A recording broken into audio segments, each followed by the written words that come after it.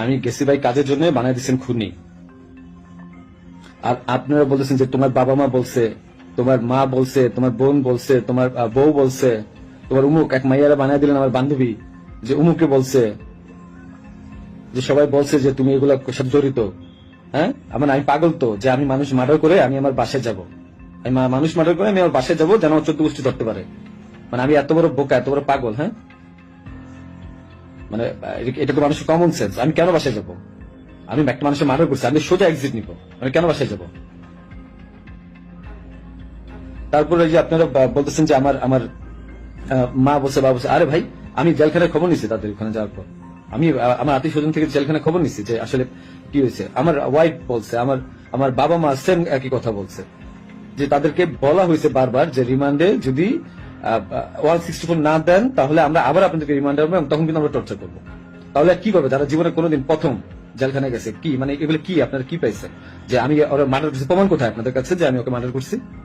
আপনার কাউসারকে ধরেন, সে আমাকে কেন সেফ এক্সিটের ব্যবস্থা করে দিচ্ছে? সে কেন বারবার আমাকে হেল্প করছে? কেন আমার সাথে হাতের সাথে পরিচয় করে দিচ্ছে? He knows everything. তারপরে যে ব্যাগ ট্যাক্স, টাকা, একটা প্রমাণ দেখেন তো কোথা থেকে টাকা ঢুকছে? আর ভাই, আমার কামানো 65 লাখ আপনারা বাজেয়াপ্ত করে দিচ্ছেন। কেউ আমাকে টাকা দিছে?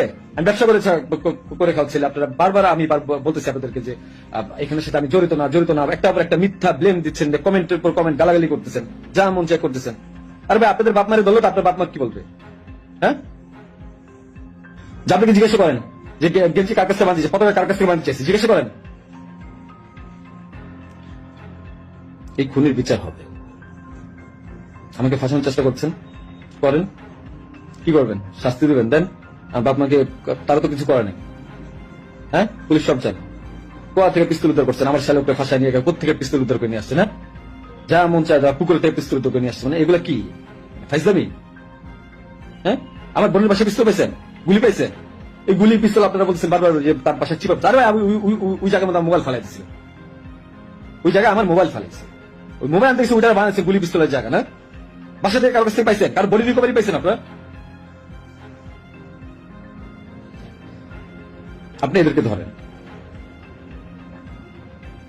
ধরেন, অনেক কিছু জানতে পারবেন।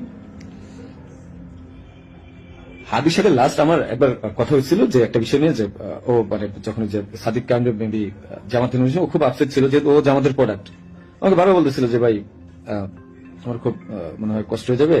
আমি ওরা বলছিলাম ফাইজলাম করে যে মির্জা আব্বাস ভাই তো খুবই ভালো মানুষ, ওনার কাছে যান, উনি আসলেই ভালো মানুষ। ভাই তো ভালো মানুষ, হাদি নিজেও বলছে যে মির্জা আব্বাস ভাইয়ের কাছে যান, উনি ভালো মানুষ, ওনার কাছ থেকে